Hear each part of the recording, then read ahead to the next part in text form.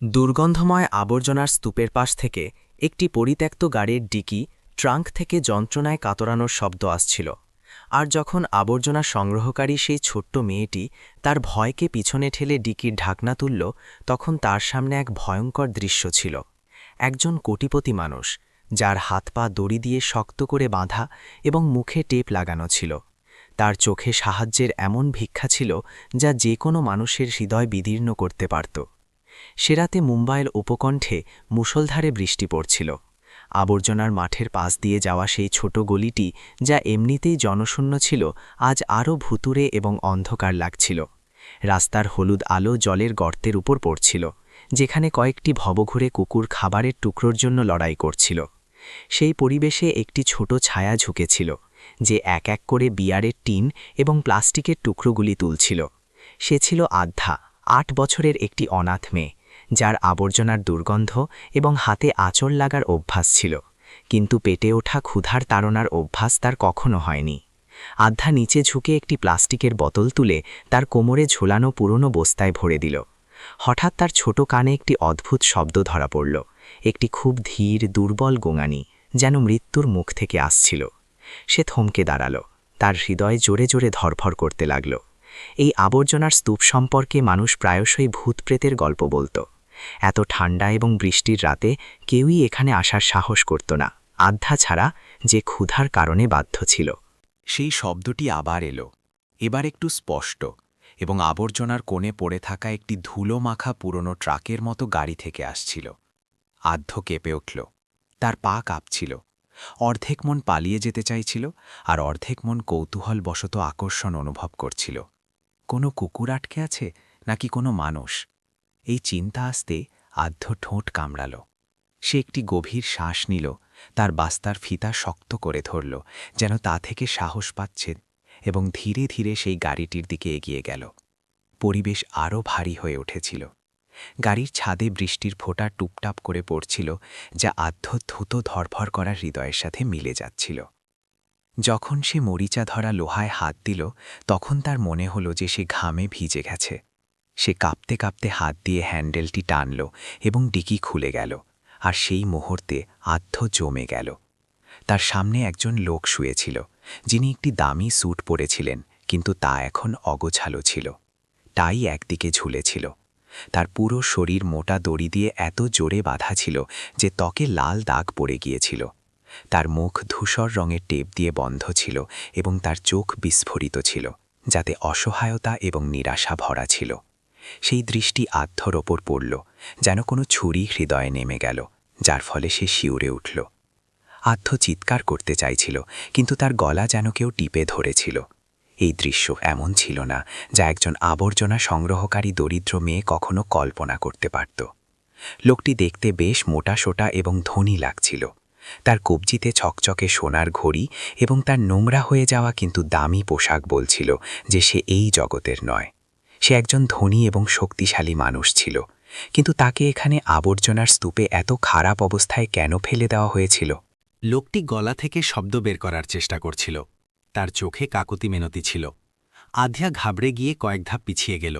তার হৃদয় দ্রুত ধাড়ফাড় করছিল। তার মনে একটি যুদ্ধ শুরু হয়েছিল, পালিয়ে গিয়ে কোনো বড়দের সাহায্য নেবে, নাকি নিজেই ঝুঁকি নিয়ে কাছে যাবে। তার দারিদ্র্যের মধ্যে আধ্যা অনেক খারাপ গল্প শুনেছিল, যে কিভাবে মানুষ সাহায্যের বাহানায় ফাঁদে ফেলে। কিন্তু যখন সেই লোকটির হতাশ চোখ আবার তার দিকে ফিরল, আধ্যা নিজেকে ধরে রাখতে পারল না। তার ছোট পা ধীরে ধীরে এক ধাপ এগিয়ে গেল।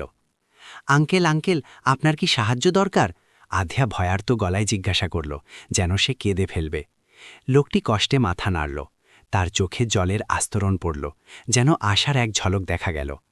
এখন আধ্যার মনে হলো যে সে একটি মোড়ে দাঁড়িয়ে আছে।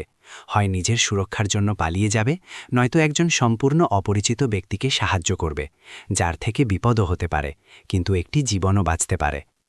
আধ্যা গভীর শ্বাস নিল এবং তার ছোট হাতে কাচের একটি ভাঙা টুকরো শক্ত করে ধরল, যা সে এইমাত্র তুলেছিল, যাতে প্রয়োজনে নিজেকে বাঁচাতে পারে। তার হৃদয় বুকের ভেতরে হাতুড়ির মতো বাজছিল, কিন্তু তার চোখে একটি এমন সংকল্প ছিল যা ৮ বছরের বাচ্চার মধ্যে কদাচিৎ দেখা যায়। সে ধীরে ধীরে কাছে গেল এবং ঝুঁকে ভালোভাবে দেখল। লোকটি কাঁপছিল, তার আঙ্গুলগুলো কিছু ইশারা করার চেষ্টা করছিল। আধ্যা দেখল যে দড়ির গিঁটগুলি খুব শক্ত করে বাঁধা হয়েছিল, দড়িগুলি মাংসে গেঁথে যাচ্ছিল এবং কবজি থেকে রক্ত চুইয়ে পড়ছিল। মুখে লাগানো টেপ তাকে শ্বাস নিতেও কষ্ট দিচ্ছিল। প্রতিটি শ্বাসের সাথে একটি ঘর শব্দ বের হচ্ছিল। যদি আমি কিছু না করি তবে ইনি মারা যাবেন, এই চিন্তা তার মাথায় এলো এবং তার হাত আরও কাঁপতে লাগল। সে আবর্জনার মাঠের চারপাশে দেখল, কেউ ছিল না, শুধু বাতাস বইছিল যা ফাটা প্লাস্টিকের ব্যাগগুলিকে ফরফর করাচ্ছিল। দূর থেকে কোথাও বাইকের আওয়াজ আসছিল, কিন্তু এই অন্ধকার কোণে আসার সাহস কারও ছিল না। আধ্যা ঢোক গিলল এবং কাঁপতে কাঁপতে হাতে তাদের মুখে লাগানো টেপটি টেনে তুলল। সঙ্গে সঙ্গে লোকটি জোরে শ্বাস ছাড়ল। তার চোখে কৃতজ্ঞতা স্পষ্ট দেখা যাচ্ছিল। বেটি, বেটি, আমাকে বাঁচাও। তার কণ্ঠস্বর ভেঙে যাওয়া এবং দুর্বল ছিল, কিন্তু প্রতিটি শব্দ আধ্যের হৃদয়ে আঘাতের মতো লাগছিল। সে ঠোঁট কামড়ে ফিসফিস করে বলল, আমি চেষ্টা করব, কিন্তু আমার কাছে শুধু এই ছোট ছুরিটি আছে। আধ্য তার পকেট থেকে একটি পুরনো মরিচা ধরা ফল কাটা ছুরি বের করল। এর ধার কম ছিল, কিন্তু কাজ চালানোর মতো ছিল। লোকটি মাথা নাড়ল, তার চোখে মিনতি ছিল।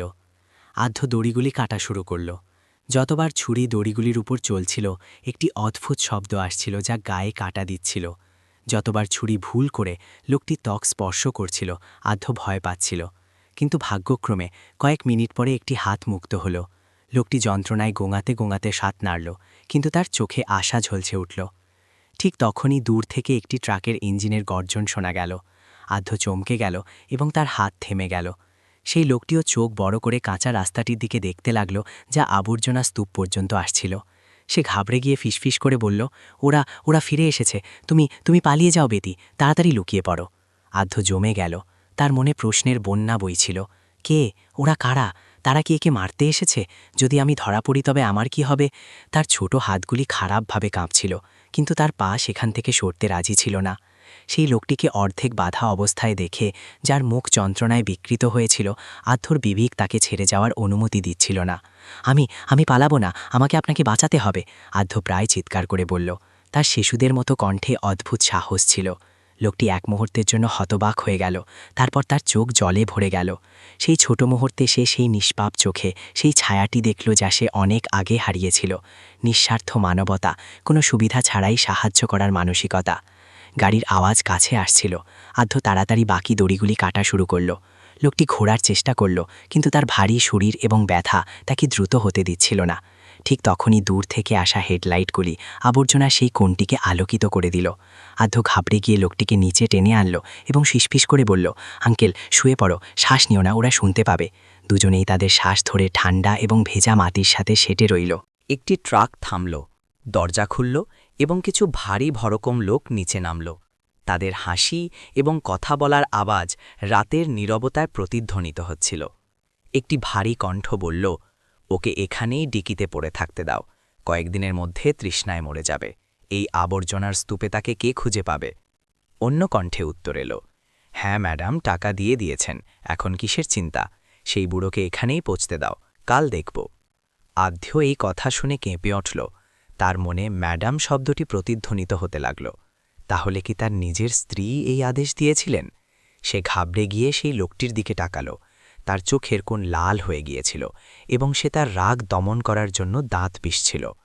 সেই গুন্ডারা কিছুক্ষণ হাসাহাসি করল এবং মজা করল, তারপর গাড়িতে উঠে দ্রুত আওয়াজ তুলে সেখান থেকে চলে গেল। পিছনে রেখে গেল এক ভুতুড়ে নীরবতা। আধ্য জোরে শ্বাস ছাড়ল। তার মুখ ঘামে ভিজে গিয়েছিল এবং পা এত দুর্বল হয়ে গিয়েছিল যে দাঁড়ানো কঠিন ছিল। সেই লোকটিও এখন জোরে জোরে শ্বাস নিচ্ছিল, যেন এই মাত্র মৃত্যুর মুখ থেকে বেরিয়ে এসেছে। আধ্য আবার ছুরি ধরল এবং কাঁপতে কাঁপতে বলল, আমি বাকি দড়িগুলোও কেটে দিচ্ছি, কিন্তু আপনি ওয়াদা করুন, আপনি আমাকে এখানে একা ফেলে যাবেন না তো? লোকটি তার দিকে তাকালো। তার চোখে গভীর ভাব ছিল। যদিও সে জানত না এই মেয়েটিকে, কিন্তু সে বুঝতে পেরেছিল যে আজ রাতে তার ভাগ্য এই ছোট হাতের সাথে জড়িয়ে গেছে। সকাল হওয়ার পথে ছিল। আবর্জনার স্তূপ থেকে তখনও দুর্গন্ধ আসছিল, কিন্তু আধ্যর জন্য দৃশ্যপট বদলে গিয়েছিল। সে শেষ দড়িটি কেটে দিল এবং লোকটি পুরোপুরি মুক্ত হল। সে ভেজা মাটির ওপর গড়িয়ে পড়ল, হাঁপাচ্ছিল, যেন কোনো দুঃস্বপ্নের পরে নতুন জীবন পেয়েছে। সে তার ফোলা কবজিগুলি ম্যাসাজ করছিল। আধ্য তার পাশে বসে পড়ল। তার মুখ ধুলো আর ঘামে মাখা ছিল। সে ধীরে ধীরে তাকে ঝাঁকালো। আঙ্কেল, আপনি ঠিক আছেন? লোকটি কষ্টে চোখ খুলল এবং সেই মেয়েটিকে দেখল। তার দৃষ্টিতে কৃতজ্ঞতা এবং দয়ার মিশ্রণ ছিল। সে ধীরে ধীরে মাথা নাড়ল। কণ্ঠস্বর ভাঙা ছিল। ধন্যবাদ, যদি তুমি না থাকতে তবে হয়তো আমি। তার কথা মাঝখানে ভেঙে গেল এবং তার জোরে কাশি হল। আধ্য চারপাশে তাকালো, তারপর সিদ্ধান্ত নিল এবং তাকে ধরে গাড়ির ওপর হেলান দিয়ে বসালো। তার বস্তা থেকে সে জলের একটি সস্তা বোতল বের করল, যার ঢাকনা বারবার ব্যবহারের ফলে ক্ষয়ে গিয়েছিল। সে বোতলটি তার মুখের কাছে ধরল। খেয়ে নিন আঙ্কেল, সামান্য জল বেঁচে আছে, আমি কম খেলেও চলবে। সেই লোকটি তার বড় এবং কাঁপতে থাকা হাতে বোতলটি ধরল এবং ছোট ছোট চুমুক খেল। গলার তৃষ্ণা মেটার বসে স্বস্তির নিঃশ্বাস নিল। এই জনশূন্য জায়গার অন্ধকারে তার কণ্ঠস্বর ভারী হয়ে উঠল। আমার নাম বিক্রম। আদ্য অবাক হয়ে গেল। এই নামটি অপরিচিত ছিল না। কতবার সে চায়ের দোকানের পাশ দিয়ে যাওয়ার সময় লোকদের বিক্রম মালহোত্রা সম্পর্কে কথা বলতে শুনেছিল। মুম্বাইয়ের রিয়েল এস্টেট কিং, শহরের মধ্যে ডজনখানেক আকাশচুম্বী ভবনের মালিক। এমন একজন মানুষ যিনি সবসময় টিভিতে তার ধন সম্পদ এবং জাঁকজমকের সাথে দেখা যেতেন, যার স্ত্রী কোনো নায়িকার মতো সুন্দরী ছিল এবং ছেলে বিদেশে পড়ত। আদ্য অবাক হয়ে জিজ্ঞাসা করল, আপনি কি সেই কোটিপতি বিক্রম মালহোত্রা? বিক্রম তার দিকে তাকাল। তার লাল চোখে একটি তিক্ত হাসি ছিল। হ্যাঁ, আমিই সেই। কিন্তু এখন আমার কাছে কিছু নেই, এই কাঁপতে থাকা হাত এবং এই জীবন ছাড়া, যাকে একটি দরিদ্র মেয়ে এইমাত্র বাঁচিয়েছে। আদ্য চুপ রইল। তার ছোট হৃদয় দ্বিধায় ছিল। একজন কোটিপতি, যাকে সারা বিশ্ব স্যালুট করত, আজ মাটিতে বসে আছে, শরীরে আঘাতের চিহ্ন এবং অবস্থা কোনো ভিক্ষুকের মতো। তার মনে প্রশ্নের ঝড় বইছিল। এমন কেন হল? এই সব কে করল? বিক্রম তার ঠোঁট কামড়াল। তার চোখে ব্যথা এবং রাগ ঝলসে উঠল। আমার স্ত্রী এবং তার ছেলে, তারা আমার সমস্ত সম্পদ হাতিয়ে নিতে চায়। আদ্যর চোখ বড় হয়ে গেল। সে শিউরে উঠল। সেই গুন্ডাদের কথা ম্যাডাম টাকা দিয়ে দিয়েছেন, এখন তার কাছে স্পষ্ট বোঝা যাচ্ছিল। সে কাঁপতে কাঁপতে জিজ্ঞাসা করল, তারা তারা আপনার সাথে এমন কেন করল? বিক্রম ফ্যাকাশে এবং তিক্ত হাসির সাথে বলল, টাকার জন্য, লোভের জন্য। আর আমি অন্ধের মতো তাদের বিশ্বাস করেছিলাম। আমি ভেবেছিলাম ভালোবাসা বয়স আর মর্যাদার দূরত্ব ঘুচিয়ে দিতে পারে। কিন্তু দেখো বেটি, সবচেয়ে কাছের মানুষই পিঠে ছুরি মেরেছে। সে মাথা নিচু করে বসে রইল। তার মুষ্টিবদ্ধ হাত যেন সমস্ত অপমানকে মুষ্টির মধ্যে বন্দী করছিল। আদ্য তার পাশে বসেছিল। তার নিষ্পাপ চোখ জলে ভরে এলো। সে বিশ্বাসঘাতকতা শব্দটির অর্থ পুরোপুরি বুঝতে পারেনি, কিন্তু বিক্রমের কথায় সে সেই ব্যথা অনুভব করছিল, যা সেই ক্ষুধা থেকেও বেশি তীব্র ছিল, যা সে সহ্য করেছিল। কিছুক্ষণে নীরবতার পরে সকালের বাতাস আবর্জনার গন্ধ নিয়ে এলো। আদ্য তার ফাটা শার্টের একটি টুকরো ছিঁড়ল এবং ভয়ে ভয়ে বিক্রমের কবজির ক্ষতগুলিতে ব্যান্ডেজ বাঁধতে লাগল। বিক্রম অবাক হয়ে তার দিকে দেখছিল। তুমি আমাকে এত সাহায্য কেন করছ? তোমার কি ভয় লাগে না? আদ্য মাথা নিচু করল এবং ধীরে ধীরে বলল, ছোটবেলা থেকে আজ পর্যন্ত সবাই আমাকে ছেড়ে দিয়েছে। আমি জানি ফেলে দেওয়ার কষ্ট কেমন হয়, তাই আপনাকে এই অবস্থায় দেখে আমি মুখ ফিরিয়ে যেতে পারিনি। বিক্রম স্তব্ধ হয়ে গেল। সেই কথাটি খুব সাধারণ ছিল, কিন্তু তা বিক্রমের সেই অহংকারকে চূর্ণ করে দিল যা একসময় তার ছিল। একজন কোটিপতি, যিনি একসময় ক্ষমতার শীর্ষে ছিলেন, আজ তাকে একটি রাস্তার মেয়ে মানবতা শেখাচ্ছিল। সে সকালের আবছা আকাশের দিকে তাকাল। তার চোখে একটি নতুন দৃঢ়তা ছিল। তোমার নাম কি বেটি? জি, আদ্য। আদ্য, আমি বাধা করছি। আমি তোমার এই আত্মত্যাগ ব্যর্থ হতে দেব না। আমাকে সত্যটা খুঁজে বের করতে হবে, সেই বিশ্বাসঘাতকদের বিশ্বের সামনে আনতে হবে। কিন্তু এখন আমি খুব দুর্বল। এখন আমার তোমার সাহসেরই ভরসা। আদ্য তার গভীর কথাগুলি পুরোপুরি বুঝতে পারেনি, কিন্তু সে সেই লোকটির চোখে একটি সত্যিকারের বিশ্বাস দেখতে পেল।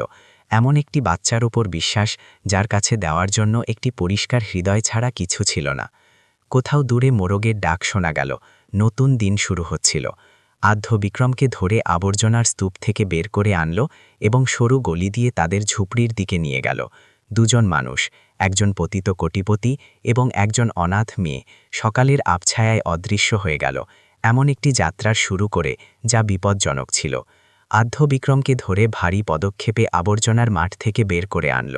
সূর্যের প্রথম কিরণ মেঘের আড়াল থেকে উকি দিচ্ছিল, যার ফলে বিক্রমের ফ্যাকাশে মুখ এবং ভাঙা শরীর পরিষ্কার দেখা যাচ্ছিল।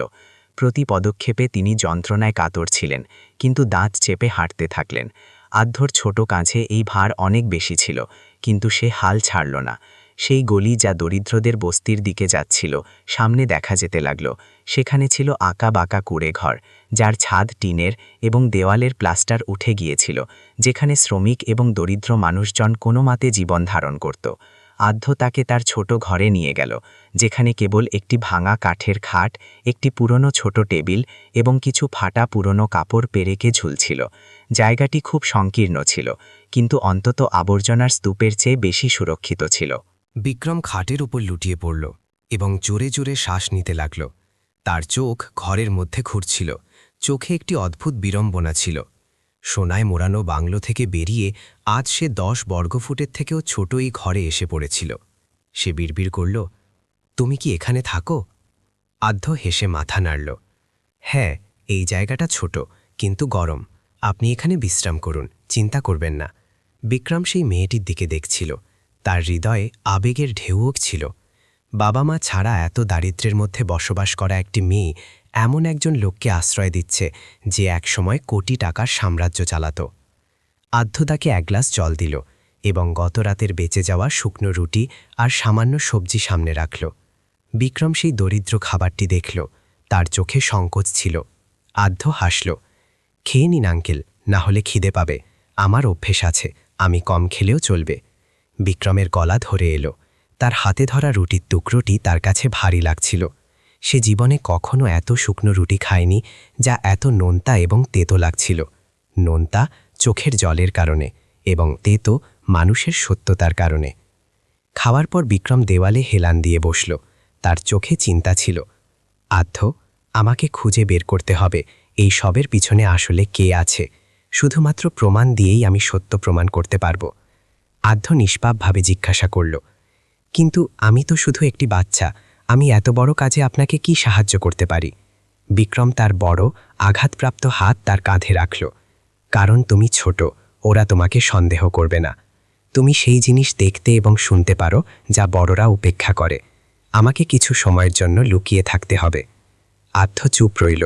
তার চোখে ধীরে ধীরে দৃঢ়তা আসছিল।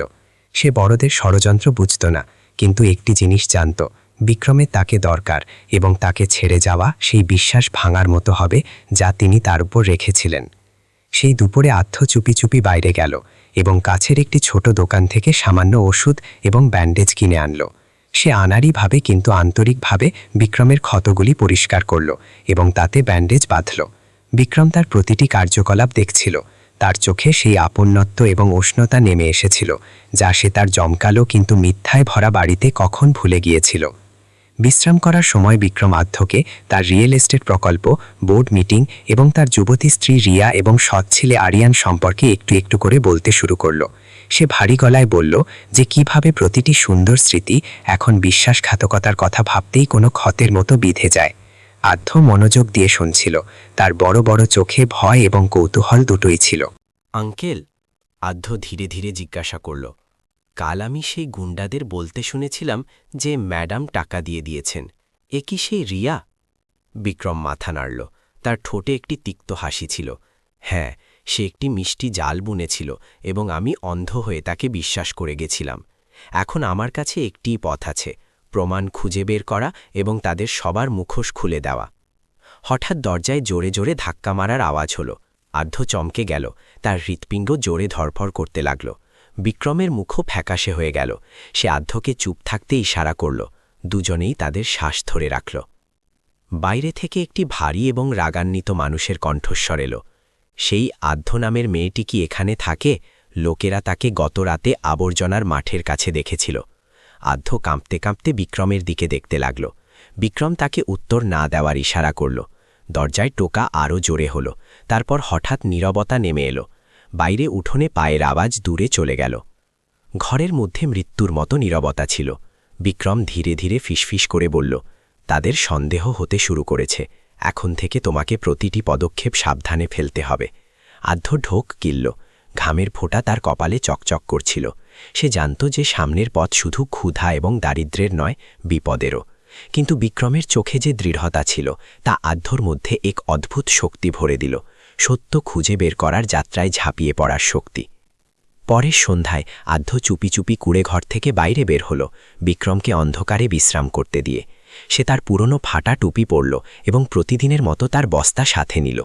কিন্তু তার হৃদয় বিক্রমের দেওয়া নির্দেশাবলীতে ভারী ছিল। মনোযোগ দাও, শোনো, প্রতিটি ছোট সূত্র আমাদের জীবন বাঁচাতে পারে। মুম্বাইয়ের রাস্তা সন্ধ্যায় ভিড়ে ঠাসা ছিল। লোকেরা ধাক্কাধাক্কি করছিল, গাড়ির হর্ন বাজছিল এবং ঠেলাগাড়ি থেকে রান্না করা খাবার ও ধোঁয়ার গন্ধ বাতাসে মিশে গিয়েছিল। আধ্য এই ভিড়ে একা ছিল, কিন্তু তার চোখে সংকল্পের আগুন ছিল। সে জানত যে তাকে এমন কিছু খুঁজতে হবে যা সেই লোকটিকে সাহায্য করতে পারে যে তার ভাঙা ছাদের নিচে আশ্রয় নিয়েছিল। আধ্য সেই বড় রাস্তার পাশ দিয়ে হেঁটে মালহোত্রা গ্রুপের আকাশচুম্বী ভবনের কাছে পৌঁছাল। বিক্রম একসময় এই ভবনেই গর্বের সাথে দাঁড়াত এবং আজ সে একজন পলাতক। আধ্য সামনের একটি গাছের নিচে লুকিয়ে বসল এবং আবর্জনার বাক্সে আবর্জনা সংগ্রহ করার ঘান করতে লাগল।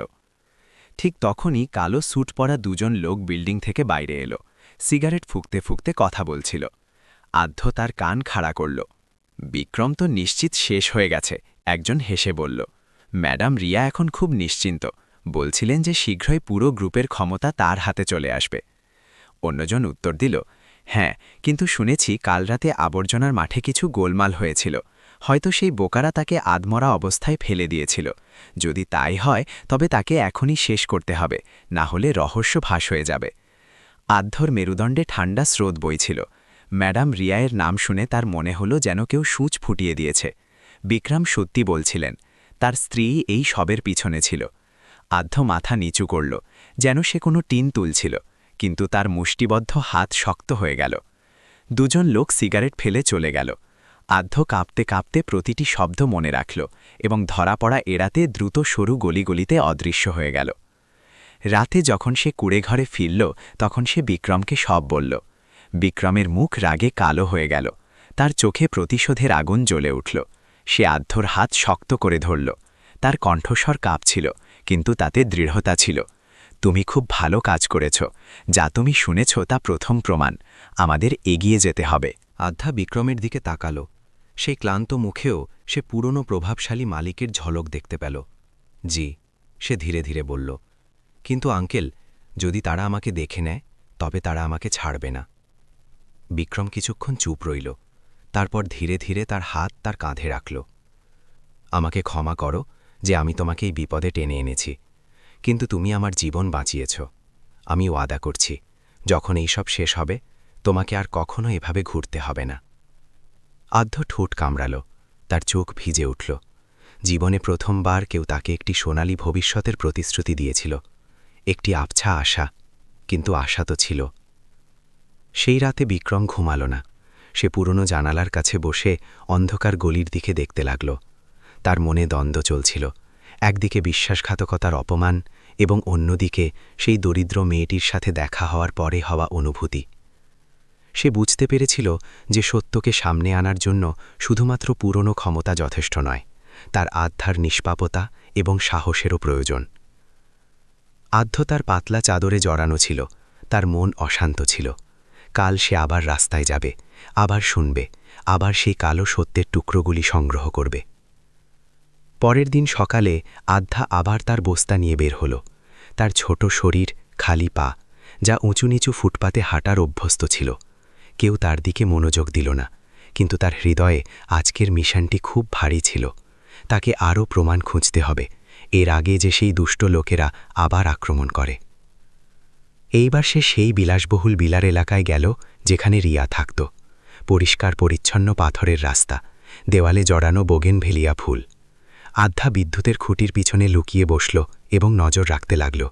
একটি ঝলমলে দামি গাড়ি গেট থেকে বের হল, যাতে রিয়ার ঝলক দেখা গেল, যে কালো চশমা পরে বসেছিল। আধ্য সাহস করে গেটের কাছে যাওয়ার সিদ্ধান্ত নিল।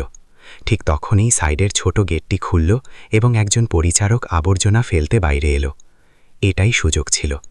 আধ্য সঙ্গে সঙ্গে আবর্জনা সংগ্রহের ভান করল এবং দেওয়ালের সাথে সেটে দাঁড়াল।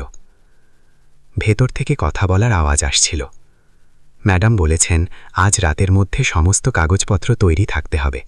বোর্ড মিটিংয়ের আগে সমস্ত সম্পত্তি তাদের নামে হস্তান্তর করতে হবে। হ্যাঁ, কিন্তু যদি বিক্রম স্যার বেঁচে থাকেন? বেঁচে থাকবেন কিভাবে? সেই রাতে গুন্ডারা বলেছিল যে তাকে ডিকিতে বন্ধ করে আবর্জনার ফেলে দিয়েছে। বাঁচা অসম্ভব। এই কথা শুনে আদ্য তার বস্তাকে এত জোরে আঁকড়ে ধরল যে তা বেঁকে গেল। তার হৃৎপিণ্ড দ্রুত ধড়ফড় করছিল, কিন্তু মস্তিষ্ক বলছিল যে প্রতিটি শব্দ মনে রাখো। এটি এমন একটি প্রমাণ ছিল যা অস্বীকার করা যেত না। যেমনই সে ঘোরার জন্য যাচ্ছিল, একটি ভারী ভরকম লোক তার ঠিক পিছনে এসে দাঁড়াল। তার কণ্ঠে ভয় ছিল। এই মেয়ে, এখানে কি করছিস? আদ্য খারাপভাবে চমকে গিয়ে ঘুরল। সেই লোকটির চোখ নির্দয় ছিল এবং মুখে একটি গভীর ক্ষত ছিল। সে তোতলাতে লাগল, জি, আমি তো শুধু আবর্জনা কুড়োচ্ছিলাম। লোকটি হাসল। আবর্জনা কুড়োচ্ছিস নাকি গোয়েন্দাগিরি করছিস? তোর বস্তা দেখা। আদ্য বস্তাটি বুকে চেপে ধরল। তার হৃদয় খাঁচা থেকে বেরিয়ে আসতে প্রস্তুত ছিল। যদি সে ধরা পড়ে তবে তারা বুঝে যাবে যে সে গোয়েন্দাগিরি করছে। লোকটি এগিয়ে গেল এবং তার বড় হাত দিয়ে তার কাঁধ ধরল। সেই নাজুক মুহূর্তে আদ্য হঠাৎ একটি খালি প্লাস্টিকের বোতল তার মুখে ছুঁড়ে মারল এবং ঘুরে দৌড়ে পালাল। এই দাঁড়া! লোকটি গর্জন করল এবং তার পিছনে দৌড়াল। আদ্য সরু গলিতে প্রবেশ করল। তার খালি পা পাথরের সাথে ধাক্কা খেয়ে ছিলে যাচ্ছিল। ভারী পায়ের আওয়াজ তার ঠিক পিছনে আসছিল। লোকটির শ্বাস ফুঁসে উঠছিল। আদ্য পিছনে ফিরে দেখল, তার চোখ শিকারী পশুর মতো জ্বলছিল। কিছুটা দৌড়ানোর পর আদ্য ভিড়ভাট্টার বাজারে ঢুকে গেল। সবজি বিক্রেতাদের আওয়াজ এবং মানুষের ভিড়ে পায়ের আওয়াজ চাপা পড়ে গেল। আদ্য একটি ঠেলাগাড়ির নিচ দিয়ে বের হল। সবজির স্তূপের পিছন থেকে ঘুরে পেছনের গলি দিয়ে বেরিয়ে গেল। যখন সে পিছনে ফিরে দেখল, লোকটি ভিড়ে আটকে গিয়েছিল। তার মুখ রাগে লাল ছিল। আদ্য তার বুক ধরল। তার মনে হল যেন সে মৃত্যুর থাবা থেকে বেঁচে এসেছে। কিন্তু সে জানত যে এখন তারা সন্দেহ করতে শুরু করেছে। এখন প্রতিটি পদক্ষেপ আরও কঠিন হবে। কুড়েঘরে ফিরে এসে আদ্য বিক্রমের গলা জড়িয়ে হাউমাউ করে কেঁদে উঠল। বিক্রম নীরবে তার উস্কো খুস্কো চুলে হাত বুলিয়ে দিল। তুমি খুব বড় ঝুঁকি নিয়েছ, কিন্তু তুমি খুব সাহসী। আদ্য চোখের জল মুছল এবং যা শুনেছিল সব বলল। বিক্রমের মুখ গম্ভীর হয়ে গেল। সে আদ্যর হাত ধরল। রিয়া সব কিছু আইনিভাবে নিজের নামে করতে চায়। যদি বোর্ড মিটিংয়ের আগে আমরা কিছু করতে না পারি তবে সব শেষ হয়ে যাবে। সে আদ্যের দিকে তাকালো। এখন তোমাকে খুব সতর্ক থাকতে হবে। যদি তারা জানতে পারে যে তুমি রহস্য জানো তবে তারা তোমাকে ছাড়বে না। আধ্যা তার হাত শক্ত করে ধরল। তার চোখে উজ্জ্বলতা এলো। আমি ভয় পাই না, শুধু আপনি ন্যায়বিচার পাওয়া উচিত। বিক্রম স্তব্ধ হয়ে গেল।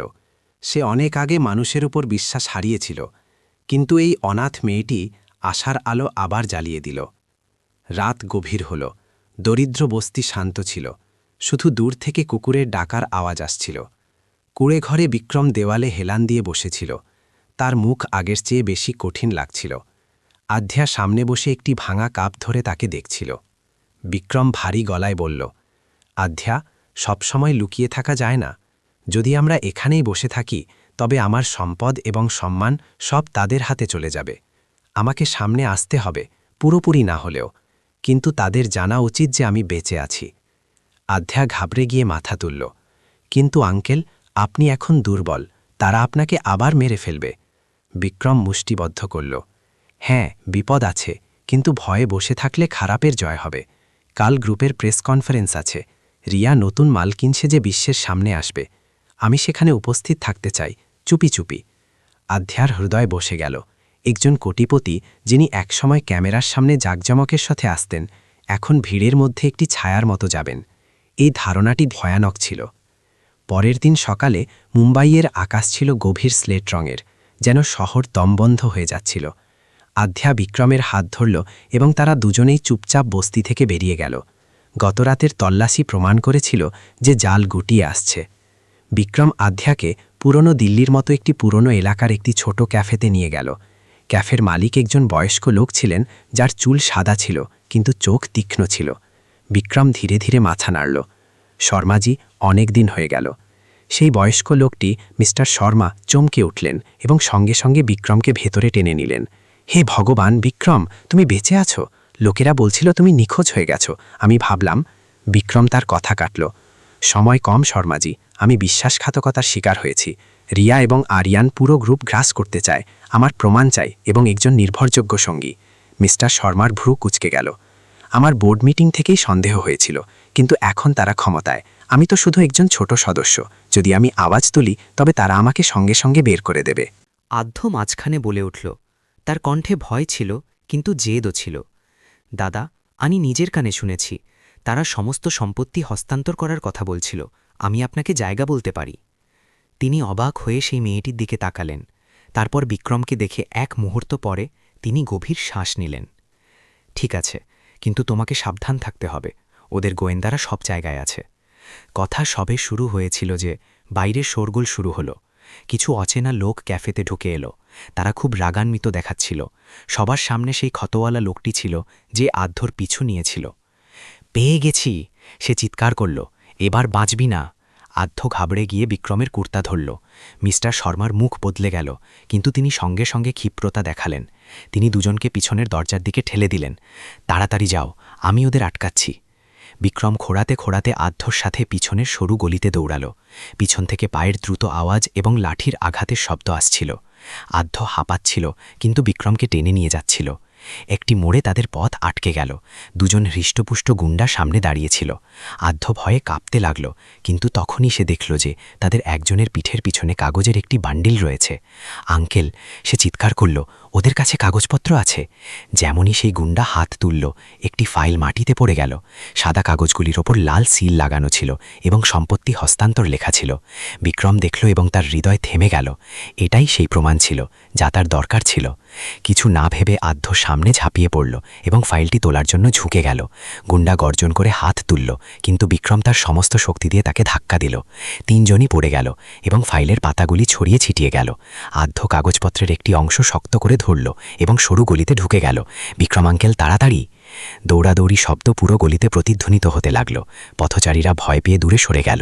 সেই বিশৃঙ্খলার মধ্যে আরও একবার নিরাশার শক্তি বিক্রমকে দাঁড়া করালো এবং সে আধ্যকে নিয়ে সকালের বাজারের ভিড়ে ঢুকে গেল। তারা ততক্ষণ দৌড়াতে থাকল যতক্ষণ না তারা একটি পুকুরের ধারে পুরনো বটগাছের নিচে থামল। আধ্য ভাঁজ হয়ে যাওয়া কাগজগুলি খুলল। তার হাত কাঁপছিল, কিন্তু চোখ জ্বলছিল। আঙ্কেল, দেখুন, এগুলো হস্তান্তরের কাগজপত্র। এর উপর আপনার জাল স্বাক্ষর আছে। বিক্রম ফাইলটি ধরলেন। তার ঠোঁট কামড়ানো ছিল। তার চোখে অশ্রু এবং রাগ দুটোই ছিল। আধ্য, এটাই সেই জিনিস যা আমাদের দরকার ছিল। তুমি আমার পুরো জীবন বাঁচিয়ে দিলে। আধ্য মাথা তুলল। তার মুখ ঘাম এবং ধুলোয় মাখা ছিল, কিন্তু চোখে গর্ব ছিল। কিন্তু তারা দুজনই জানত যে এটা কেবল শুরু। যখন সেই গুন্ডারা জানতে পারবে যে ফাইলটি গায়েব হয়েছে, তখন তাদের রাগ সপ্তমে পৌঁছাবে। আগামী দিনগুলিতে এই লড়াই আরও বিপজ্জনক হতে চলেছিল। এখন এটা কেবল পালানোর খেলা ছিল না, বরং মুখোমুখি যুদ্ধ ছিল। সন্ধ্যা নামছিল। পুকুরের জলে অস্তগামী সূর্যের লালিমা ভেসে বেড়াচ্ছিল। বিক্রম এবং আধ্য সেই পুরনো বটগাছের নিচে বসেছিলেন। দৌড়াদৌড়ির পর তাদের শ্বাস এখনও দ্রুত চলছিল। বিক্রমের হাতে সেই ফাইলটি ছিল, যা এখন খারাপভাবে মুচড়ে গিয়েছিল, এবং সেটি ছিনিয়ে নেওয়ার সময় তাদের হাতে আঁচড় লেগেছিল, যার থেকে সামান্য রক্ত ঝরছিল। তিনি আধ্যর দিকে তাকালেন। তার কণ্ঠস্বর কাঁপছিল, কিন্তু তাতে গভীর কৃতজ্ঞতা ছিল। বেটি, তুমি না থাকলে আজ আমি আমার সব কিছু হারাতাম। আধ্য মাথা নাড়ল। তার বড় চোখগুলিতে একটি দৃঢ় ইচ্ছা ছিল। এমনটা নয় আঙ্কেল, খারাপ লোকরা ভুল কাজ করলে কাউকে না কাউকে তো তাদের থামাতে হয়। আমি শুধু সেটাই করেছি যা জরুরি ছিল। বিক্রম সেই ফাইলটি শক্ত করে ধরলেন। তার ভেতরে আবেগের জোয়ার উঠছিল। এত বছর রেশমের বিছানা এবং ধন সম্পত্তির মধ্যে থাকতে থাকতে তিনি মনে করতেন যে আসল শক্তি টাকা এবং ক্ষমতায় আছে। কিন্তু আজ তার সামনে বসা এই দরিদ্র মেয়েটি তাকে দেখালো যে আসল শক্তি তো নির্ভীকতা এবং মানবতায় থাকে। কিন্তু তারা সেখানে বেশি দেরি থাকতে পারল না। বিক্রম আধ্যকে নিয়ে শহরের উপকণ্ঠে তৈরি একটি পুরনো চার্চে গেলেন। এই সেই চার্চ ছিল যার নির্মাণের জন্য তিনি একসময় টাকা দিয়েছিলেন, কিন্তু এখন এখানে কেউ আসত না। চার্চ জনশূন্য পড়েছিল। শুধু বাতাস চললে সেখানে ঝোলানো ঘণ্টাগুলি বেজে উঠত। বিক্রম সেই ফাইলটি কাঠের বেদি বা আল্টার পিছনে তৈরি একটি গোপন জায়গায় লুকিয়ে রাখলেন।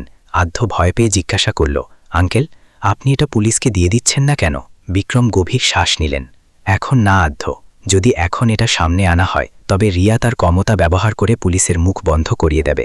মুঝে আরও প্রস্তুতি নিতে হবে এবং প্রমাণ চাই, আর কোনো নির্ভরযোগ্য সঙ্গীও। শুধু এই ফাইল যথেষ্ট নয়। আধ্য মাথা নাড়ল। যদিও সে সবকিছু বুঝতে পারছিল না, কিন্তু তার চোখে বিক্রমের ওপর সম্পূর্ণ বিশ্বাস ছিল। একই সময় মালহোত্রা পরিবারের বিলাসবহুল ভিলায় রিয়া রাগে ক্রিস্টাল গ্লাস মাটিতে ছুঁড়ে মারল। কাচের টুকরোগুলি চারপাশে ছড়িয়ে পড়ল। যখন তার লোকরা জানালো যে ফাইলটি চুরি হয়ে গেছে তখন সে পাগল হয়ে গিয়েছিল। আরিয়ানের মুখ ফ্যাকাশে হয়ে গিয়েছিল। সে ফোন ধরেছিল।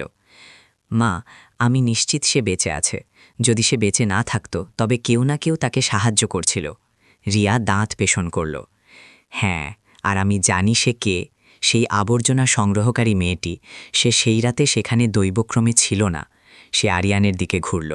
সঙ্গে সঙ্গে তোমার লোকদের বলো সেই পুরো বস্তি তল্লাশি করতে, সমস্ত চার্চ, মন্দির এবং সেই জায়গা যেখানে বিক্রম একসময় যেত সব তছনছ করো। প্রমাণ মুছে ফেলার জন্য যা করতে হয় করো। আরিয়ান মাথা নাড়ল। তার চোখে নিষ্ঠুরতা ঝলসে উঠল।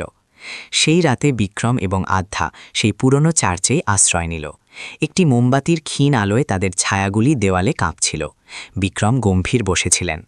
আধ্যা, হতে পারে আগামীকাল আরও বিপজ্জনক হবে। যদি তোমার ভয় লাগে তবে তুমি এখনও নিজের দুনিয়ায় ফিরে যেতে পারো। আধ্যা বিক্রমের দিকে তাকালো। তার দৃষ্টি কোনো শিশুর মতো ছিল না, বরং একজন যোদ্ধার মতো ছিল। না, আমি আপনাকে ছেড়ে যাব না। যতক্ষণ আপনার আমাকে দরকার আমি এখানেই থাকব। বিক্রম হঠাৎ আধ্যার ছোট হাত ধরলেন। সেই মুহূর্তে তার মনে হলো যে তিনি একা নন। কিন্তু ঠিক সেই সময় জানালার বাইরে থেকে একটি শব্দ এলো। আধ্যা চমকে গেল এবং তাড়াতাড়ি মোমবাতি নিভিয়ে দিল। দুজনেই শ্বাস ধরে রাখল। বাতাসের ঝাপটার মধ্যে বাইরে টর্চের আলো চমকালো এবং কিছু অচেনা লোকের ফিসফিস শোনা গেল।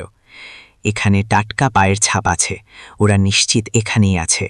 আধ্যা বিক্রমের হাত শক্ত করে ধরল। তার হৃদয় জোরে জোরে ধরফড় করছিল।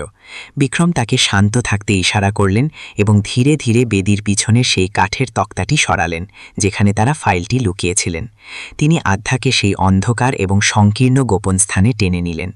বাইরে চার্চের প্রধান দরজা জোরে খুলল। তার মরিচা ধরা কবজাগুলি চিৎকার করার মতো শব্দ করল।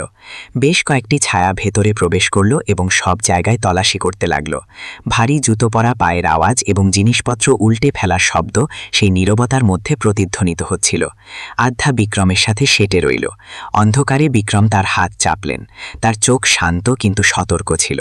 তারা জানত না যে আজ রাতে তারা বাঁচতে পারবে কিনা, কিন্তু তারা জানত যে সেই ফাইলটি অন্ধকার থেকে লড়াই করার তাদের একমাত্র আশা।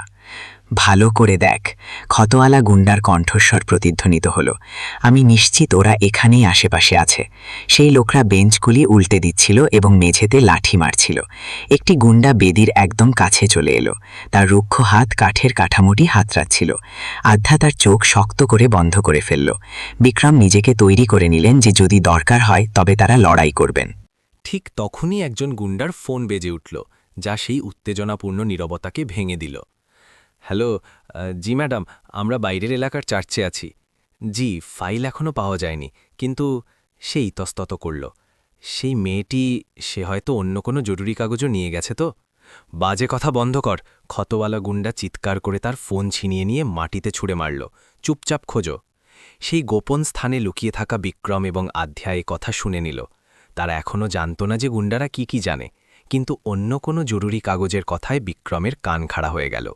আধ্যা অন্ধকারে বিক্রমের কানে ফিসফিস করে বলল, আঙ্কেল শুনলেন, ওরা বলছিল যে ওদের কাছে আরও কিছু জরুরি লুকানো আছে।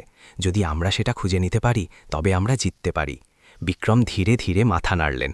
তার মনে আশার এক ঝলক জাগল। বাইরে গুন্ডারা তখনও ভাঙচুর করছিল। একজন লোক বেদির তক্তাটি সরাতে যাচ্ছিল যে হঠাৎ বাইরে থেকে পুলিশের সাইরেনের আওয়াজ এলো। নীল-লাল বাতিগুলি ভাঙা জানালা দিয়ে ভেতরে ঝলসে উঠল। গুন্ডারা ঘাবড়ে গেল। ধুর, পুলিশ কিভাবে এলো? চলো এখান থেকে। তারা সবাই তাড়াতাড়ি দৌড়ে পালিয়ে গেল। যখন সব শান্ত হয়ে গেল তখন বিক্রম তক্তাটি সরালেন এবং আধ্যাকে বাইরে বের করলেন। দুজনেই মাটিতে পড়ে গেল, হাঁপাতে হাঁপাতে। আঙ্কেল, আধ্যা কাঁপতে কাঁপতে বলল, যদি পুলিশ এসেছিল তবে আমরা সামনে এলাম না কেন?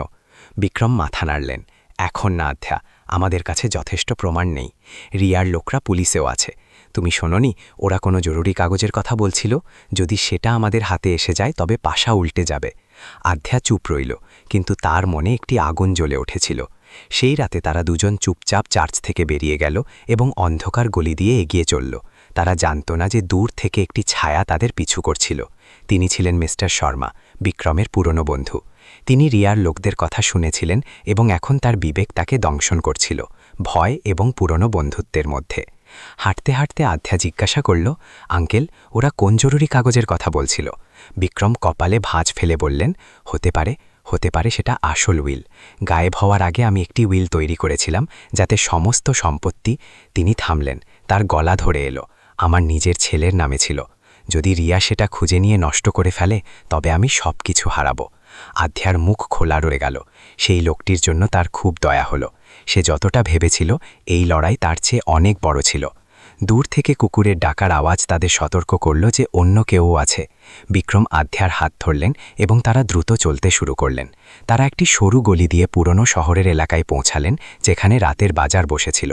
হলুদ আলো পুরনো ছাদগুলির উপর পড়ছিল। পিছন থেকে জুতোর আওয়াজ কাছে আসছিল। আধ্যা হাঁপাচ্ছিল, কিন্তু সে বিক্রমের হাত ছাড়ল না। তাড়াতাড়ি চলুন আঙ্কেল, সামনে বাজার। ভিড়ের মধ্যে ওরা আমাদের খুঁজে পাবে না। তারা দুজন ভিড়ে ঢুকে গেল। খাবার দাবারের ঠেলাগাড়ি থেকে ওঠা ধোঁয়া, কাবাব এবং ভুট্টার গন্ধ, আর মানুষের কোলাহল। বিক্রম খোঁড়াতে খোঁড়াতে চলছিলেন। তার অবস্থা এমন ছিল যে কেউ তাকে অসুস্থ শ্রমিক মনে করত। কেউ ভাবতেও পারত না যে ইনি সেই কোটিপতি বিক্রম মালহোত্রা। আধ্য তাকে একটি পুরনো বইয়ের দোকানের পিছনে নিয়ে গেল। দোকান চালাচ্ছিলেন একজন বৃদ্ধা, যিনি দুজনকেই দেখলেন এবং কিছু না জিজ্ঞেস করেই বুঝে গেলেন যে তারা বিপদে আছেন। তিনি শুধু হালকাভাবে মাথা নাড়লেন। আধ্য সেখানে পড়ে থাকা পুরনো বইগুলি উল্টাতে শুরু করল, যাতে তারা ক্রেতা দেখায়। হঠাৎ তার নজর একটি বাদামি রঙের ডায়েরির ওপর পড়ল, যাতে লেখা ছিল মালহোত্রা গ্রুপ আর্কাইভস 2002। আঙ্কেল, আধ্য ধীরে ধীরে বলল এবং ডায়েরিটা তাকে দিল। বিক্রম অবাক হয়ে গেলেন। এটাই সেই অভ্যন্তরীণ ডায়েরি ছিল যা শুধুমাত্র বোর্ড সদস্যদের দেওয়া হতো। তিনি পাতা উল্টালেন এবং তার হৃদয় থেমে গেল যখন তিনি নিজেরই পুরনো হাতের লেখা দেখলেন। তাতে সম্পত্তির নোট ছিল এবং এক জায়গায় ঘষে লেখা ছিল, আসল উইল সেন্ট অ্যান্স চ্যাপেলে সুরক্ষিত আছে, রহস্য সংখ্যা 7, ভার্জিন মেরির মূর্তির পিছনে। আধ্যর চোখ বড় হয়ে গেল। Saint Anne's Chapel? এই কি সেই ছোট চার্চ যা পাহাড়ে আছে, যেখানে কেউ যায় না? বিক্রম মাথা নাড়লেন। তার চোখে উজ্জ্বলতা এসেছিল। হ্যাঁ, সেটাই। আমি ছাড়া খুব কম লোকই সেই জায়গাটি জানে। রিয়া ধর্মকর্মে ঘৃণা করে। হয়তো সেই জন্যেই আমি সেই জায়গাটি বেছেছিলাম। ঠিক তখনই দোকানের বাইরে শোরগোল হলো। আরিয়ানের গুন্ডারা বাজার পর্যন্ত এসে গিয়েছিল এবং ভিড় ঠেলে এগিয়ে আসছিল। বৃদ্ধা তাড়াতাড়ি ইশারা করলেন যে তারা পিছনের গলি দিয়ে বেরিয়ে যাক। আধ্য বিক্রমের হাত ধরল এবং তারা সংকীর্ণ এবং শ্যাওলাধরা দেওয়ালের মাঝখান দিয়ে দৌড়ালো। পিছন থেকে আওয়াজ এলো, তাড়াতাড়ি, ওদের পালাতে দিও না। আধ্যর হৃৎপিণ্ড জোরে ধরফর করছিল, কিন্তু তার মনে শুধু একটিই কথা ছিল, আসল ওয়েলি চাবি। তারা গলির শেষ প্রান্তে পৌঁছালো তো দেখল যে একটি লোহার গেট বন্ধ। গুন্ডারা একেবারে কাছে ছিল। আধ্য ঘাবড়ে গিয়ে চারপাশে দেখল এবং দেওয়ালে একটি ছোট ছিদ্র দেখতে পেল। আঙ্কেল, এদিক দিয়ে। সে বিক্রমকে টেনে আনল। দুজন কষ্টে সেই ছিদ্র দিয়ে বের হলেন। তাদের কাপড় ছিঁড়ে গেল এবং ধুলোয় মাখা হয়ে গেল। তারা একটি জনশূন্য পিছনের উঠোনে পড়লেন, যেখানে শুধু চাঁদের আলো ছিল। গুন্ডারা তাদের দেখতে পেল না এবং এগিয়ে গেল। আধ্য মাটিতে বসে পড়ল। সে সেই ডায়েরিটা নিজের বুকে চেপে ধরে রেখেছিল। আঙ্কেল, আমাদের এখনই সেন্ট অ্যান্স চ্যাপেলে যেতে হবে। যদি উইলটি পাওয়া যায়, তবে আপনি রিয়ার মিথ্যা প্রমাণ করতে পারবেন। বিক্রম সেই মেয়েটির দিকে তাকালেন। তার চোখে জল ছিল। এই রোগা মেয়েটি তার নিরাশা বদলে আশায় পরিণত করেছিল। তিনি তার মাথায় হাত রাখলেন। তুমি ঠিক বলছ, যতই বিপদ হোক আমাদের সেখানে যেতেই হবে। দূর থেকে আবার পুলিশের গাড়ির সাইরেন শোনা গেল। শহর ঘুমোচ্ছিল, কিন্তু দুজনের ভাগ্য, একজন প্রতারিত কোটিপতি এবং একজন অনাথ মেয়ে, একটি নতুন দিকে মোড় নিচ্ছিল। সকাল হওয়ার আগে কুয়াশায় ঢাকা রাস্তা দিয়ে আধ্য বিক্রমকে ধরে পাহাড়ের দিকে নিয়ে যাচ্ছিল। ইউক্যালিপটাসের উঁচু গাছগুলির পিছনে সেন্ট অ্যান্স চ্যাপেল লুকিয়েছিল। দূর মন্দিরের ঘণ্টার আওয়াজ সকালের শান্তিতে প্রতিধ্বনিত হচ্ছিল। বিক্রম খারাপভাবে ক্লান্ত ছিলেন। প্রতিটি পদক্ষেপ ভারী লাগছিল, কিন্তু তার সংকল্প দৃঢ় ছিল। তিনি বহুবার এখানে প্রার্থনা করতে আসতেন। এখানেই তিনি নিজের হাতে উইলটি লিখেছিলেন, এই ভেবে যে এই পবিত্র স্থান সত্যকে রক্ষা করবে। তিনি কখনো ভাবেননি যে একদিন এই জায়গাটি তার শেষ আশা হয়ে উঠবে। আধ্য তার কুর্তা ধরে জিজ্ঞাসা করল, আঙ্কেল, আপনার কি নিশ্চিত যে ওরা এখানে পৌঁছায়নি? বিক্রম নাতে মাথা নাড়লেন। আমি নিশ্চিত করে বলতে পারছি না, কিন্তু এই শেষ জায়গা যার কথা রিয়া ভাবতেও পারবে না। আধ্যর মন মানছিল না। তার মনে হচ্ছিল যে তারা একা নয় এবং তার সন্দেহ সঠিক ছিল। পাহাড়ের পথে একটি ছায়া চুপচাপ তাদের পিছু করছিল। তিনি ছিলেন মিস্টার শর্মা। তার চোখে অনুতাপ এবং দ্বিধা ছিল। তিনি অর্ধেক সত্য দেখে ফেলেছিলেন এবং এখন নিজের সাথে লড়াই করছিলেন। ন্যায়ের পক্ষ নেবেন নাকি নিজের জীবন বাঁচানোর জন্য চুপ থাকবেন? পাহাড়ের পাদদেশে পৌঁছে দুজন থামলেন। ঠান্ডা বাতাস বইছিল। সামনে পুরনো চাপেলটি দেখা যাচ্ছিল, যার ছাদে শ্যাওলা জমেছিল এবং দেওয়ালগুলি কালো হয়ে গিয়েছিল। আধ্য এবং বিক্রম শুকনো পাতার ওপর দিয়ে হেঁটে ভেতরে প্রবেশ করলেন। ভেতরে অন্ধকার ছিল, শুধু রঙিন কাচের জানালা দিয়ে সামান্য আলো আসছিল। চারপাশে ধুলো এবং মাকড়সার জাল ছিল। বিক্রম সরাসরি ভার্জিন মেরির মূর্তির কাছে গেলেন। তিনি কাঁপতে কাঁপতে হাতে মূর্তির পিছনে তৈরি পাথরের খাঁজটি হাতড়ালেন। তার হৃৎপিণ্ড দ্রুত ধড়ফড় করছিল। আঙ্গুলগুলি একটি শক্ত জিনিস স্পর্শ করল, একটি ছোট কাঠের বাক্স। এটা এখানেই আছে, তার কণ্ঠস্বর কেঁপে উঠল। আধ্য আনন্দে লাফিয়ে উঠল, আঙ্কেল, আমরা প্রমাণ পেয়ে গেছি। কিন্তু যেমনই বিক্রম বাক্সটি খুললেন, বাইরে একটি আওয়াজ হলো। চাপেলের পুরনো দরজা কর্কশ আওয়াজ করে খুলল এবং টর্চের তীব্র আলো তাদের চোখে পড়ল। ক্ষতওয়ালা গুন্ডার ভারী কণ্ঠস্বর প্রতিধ্বনিত হল, আমি জানতাম তোমরা দুজন এখানে অবশ্যই আসবে। আধ্যর মুখ ফ্যাকাশে হয়ে গেল। সে বিক্রমের হাত ধরল। রিয়া এবং আরিয়ান তাদের ধারণার চেয়ে বেশি দ্রুত ছিল। সেই উত্তেজনাপূর্ণ মুহূর্তে অন্ধকার থেকে মিস্টার শর্মা বাইরে এলেন এবং গুন্ডা ও বিক্রমের মাঝখানে এসে দাঁড়ালেন। তার কণ্ঠস্বর কাঁপছিল, কিন্তু তাতে একটি সিদ্ধান্ত ছিল। থেমে যাও, এটা পবিত্র স্থান, এখানে গুন্ডামি চলবে না। ক্ষতওয়ালা গুন্ডা হাসল। মিস্টার শর্মা, আপনি ভাবছেন আপনার কোনো মর্যাদা বাকি আছে? ম্যাডাম রিয়ার আদেশ, যে পথে আসবে তাকে শেষ করে দাও। বিক্রম তার পুরনো বন্ধুকে দেখলেন। তার হৃদয় বসে গেল। এই মুহূর্তটি সবকিছু নির্ধারণ করতে যাচ্ছিল। শর্মা কি সত্যের পক্ষ নেবেন, নাকি আবার রিয়ার ভয়ের ছায়ায় চলে যাবেন? আধ্য সেই দুজন মানুষকে দেখল। তার ছোট হৃদয় জোরে জোরে ধড়ফড় করছিল। সে ফিসফিস করে বলল, আঙ্কেল, উইলটি যে কোনো মূল্যে বাঁচাতে হবে। বিক্রম সেই কাঠের বাক্সটি চেপে ধরলেন। তার চোখে একটি নতুন আগুন জ্বলে উঠল। তাদের সামনে এখন একটি নতুন যুদ্ধ শুরু হতে যাচ্ছিল, ঠিক সেই পবিত্র স্থানের মাঝখানে, বিশ্বাস এবং প্রতারণার মধ্যে, আলো এবং অন্ধকারের মধ্যে। চাপেলের ভেতরের বাতাস যেন থমকে গিয়েছিল।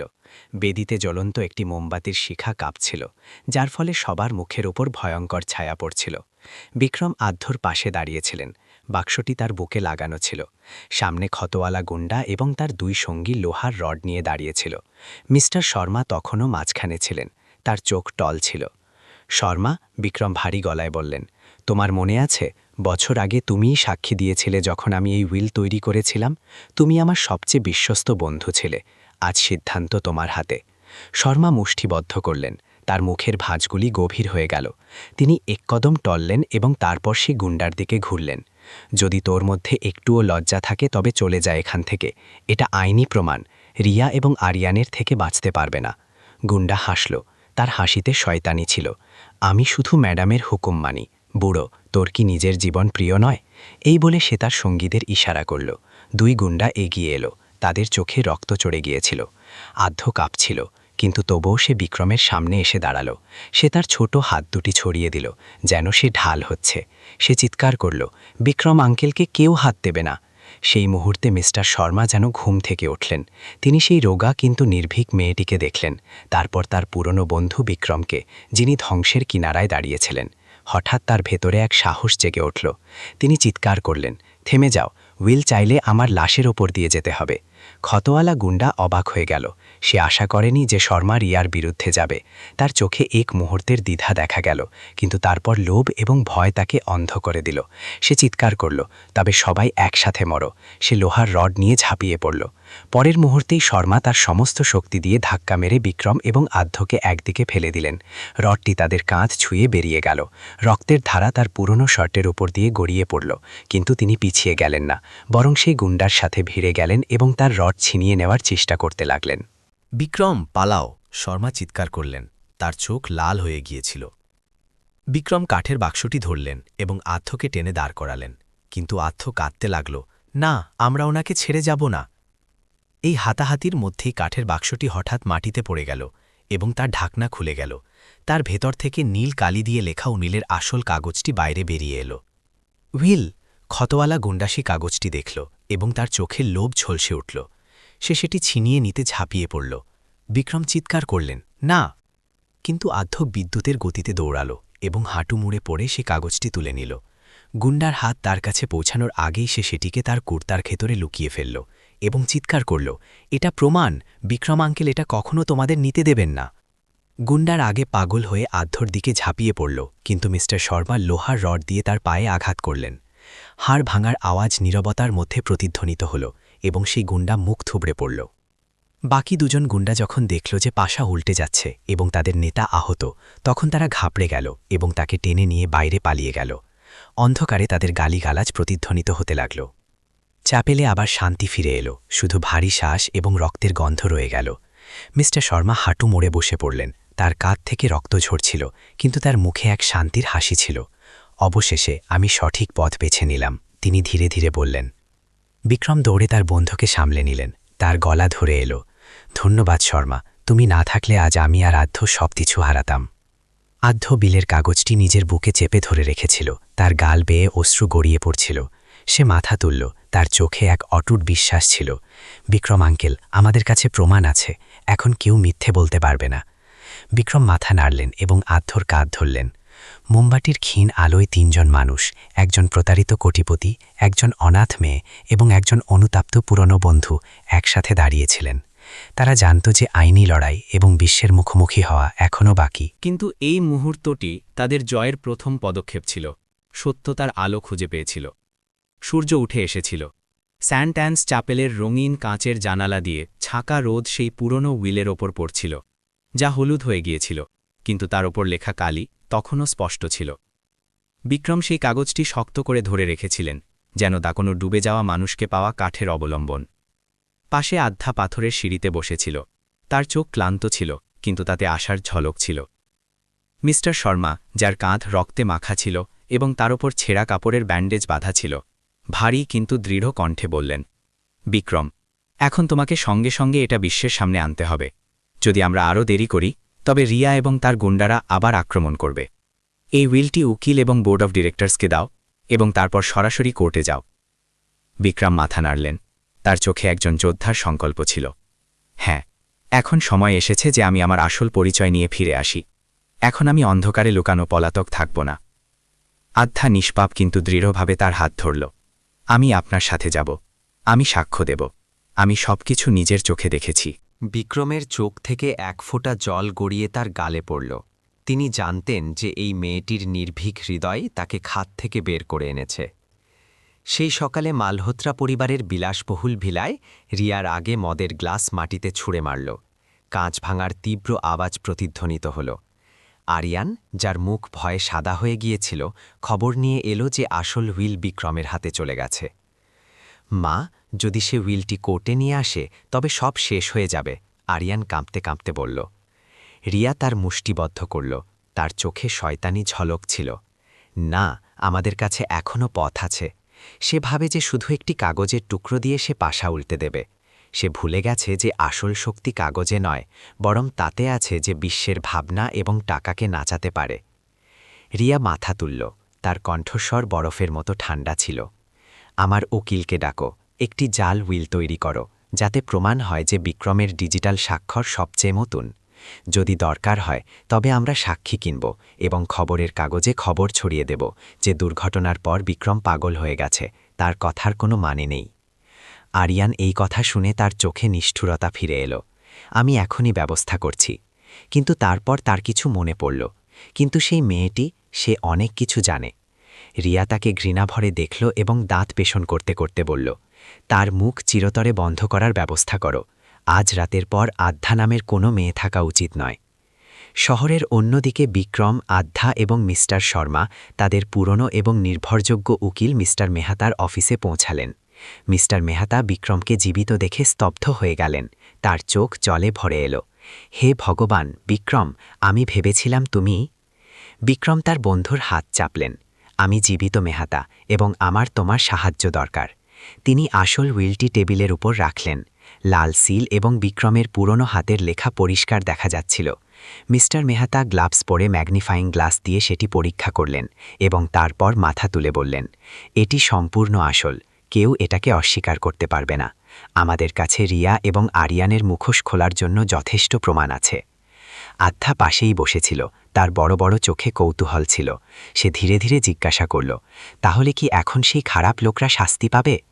মিস্টার মেহতা গুরুত্ব সহকারে মাথা নাড়লেন। ইনসাফে দেরি হতে পারে বেটি, কিন্তু অন্ধকার হয় না। বিক্রম আধ্যার হাত ধরলেন। আধ্যা, তুমি আমাদের সবচেয়ে বড় সাক্ষী।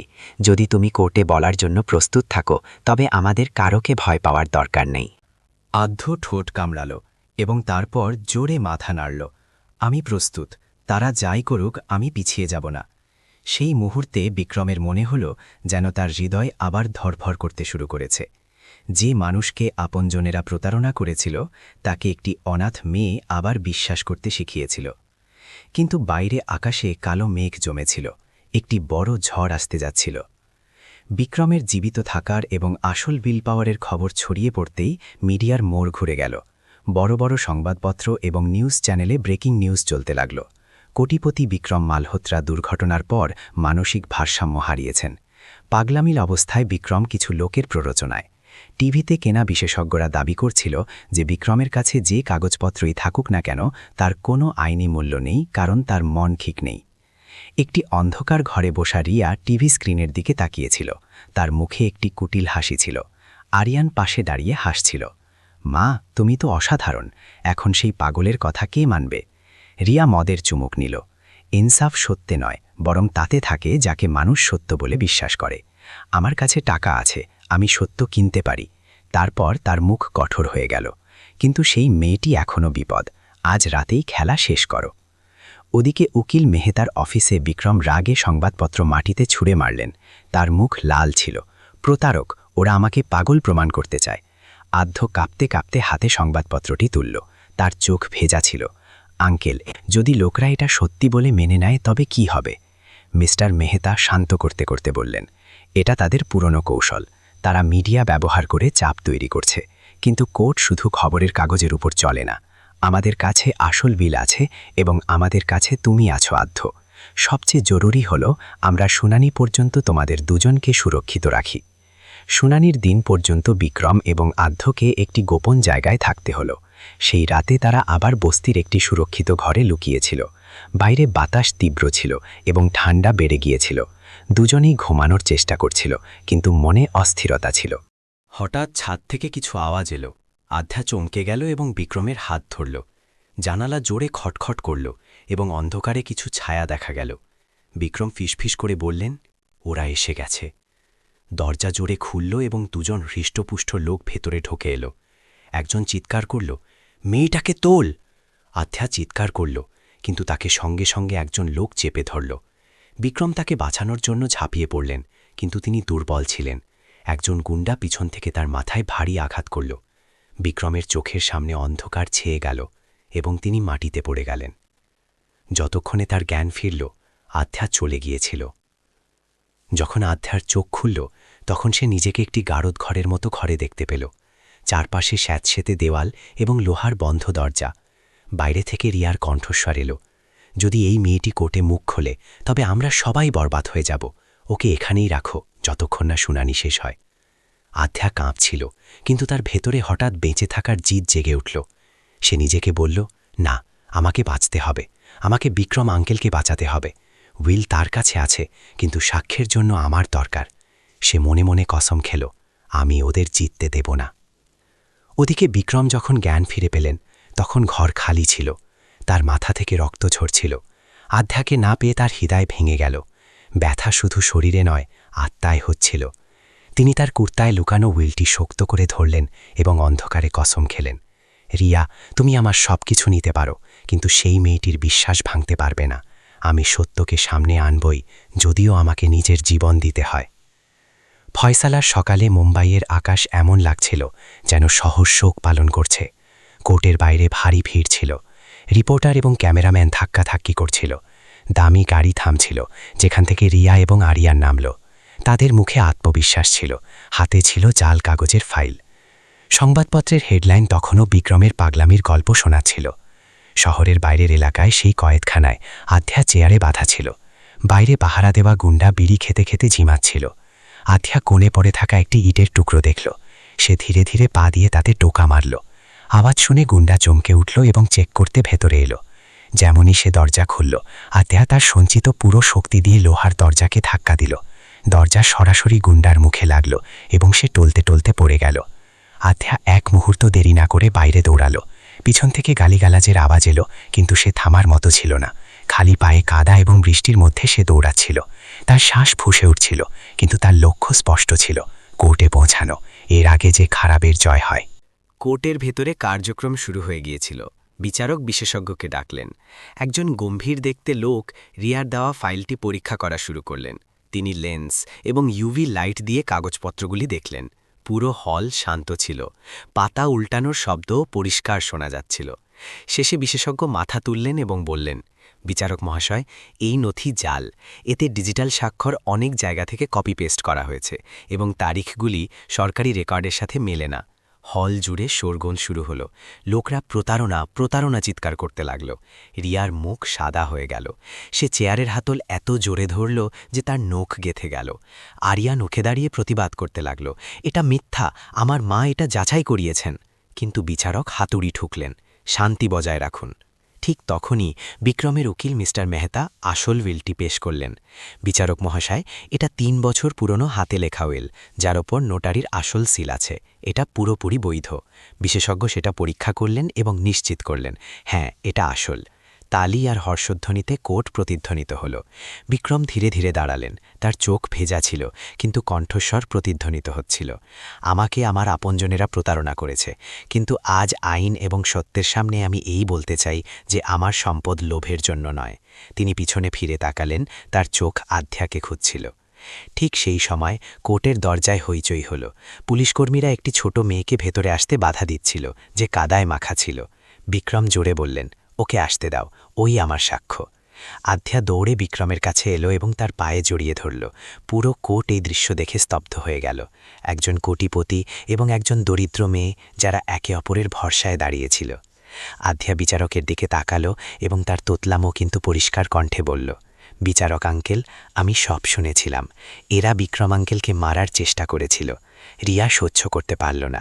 সে চিৎকার করল, তোমরা সবাই মিথ্যা বলছ, আমি আমার যৌবন নষ্ট করে দিয়েছি এই লোকটার জন্য, এই সম্পদ আমার। তার এই চিৎকার তার অপরাধ কবুল করার মতোই ছিল। বিচারক তার রায় শোনালেন। সমস্ত প্রমাণ এবং সাক্ষীদের বিবেচনা করে আদালত রিয়া এবং আরিয়ান দ্বারা পেশ করা উইলকে জাল এবং অবৈধ ঘোষণা করছে। আসল উইলের ভিত্তিতে বিক্রম মালহোত্রাই সমস্ত সম্পত্তির মালিক। পাশাপাশি অপহরণ এবং প্রতারণার অভিযোগে রিয়া এবং আরিয়ানকে পুলিশ হেফাজতে নেওয়ার আদেশ দেওয়া হলো। পুলিশ রিয়া এবং আরিয়ানকে হাত কড়া পরিয়ে দিল। রিয়া চিৎকার করছিল, কিন্তু এখন তার কথা শোনার কেউ ছিল না। আরিয়ানের পা কাঁপছিল। কোর্টরুমে সত্যমেব জয়তের স্লোগান উঠতে লাগল। বিক্রম ঝুঁকে আধ্যাকে জড়িয়ে ধরলেন।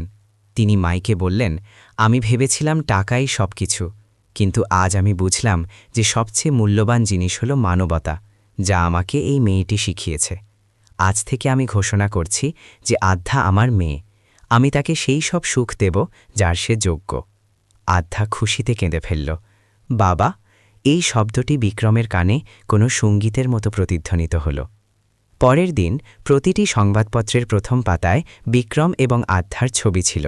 হেডলাইন ছিল, অনাথ মেয়ে বাঁচালো কোটিপতির প্রাণ। এই গল্পটি প্রতিটি হৃদয় স্পর্শ করল। এখন মানুষ বিক্রমের ধন সম্পদের কথা নয়, বরং সেই সম্পর্কের কথা বলছিল, যা রক্তের না হয়েও তার চেয়ে গভীর ছিল। সেই ভিলা, যা একসময় ষড়যন্ত্রের ঘর ছিল, এখন আধ্যার হাসিতে প্রতিধ্বনিত হচ্ছিল। আধ্যা বাগানে দৌড়াচ্ছিল এবং বিক্রম বারান্দায় বসে তাকে দেখছিলেন। তার চোখে এখন সেই শূন্যতা ছিল না, বরং একটি শান্তি ছিল।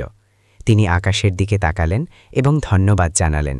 জীবন তাকে দ্বিতীয় সুযোগ দিয়েছিল, ঘৃণার জন্য নয়, বরং ভালোবাসা এবং যত্নের জন্য।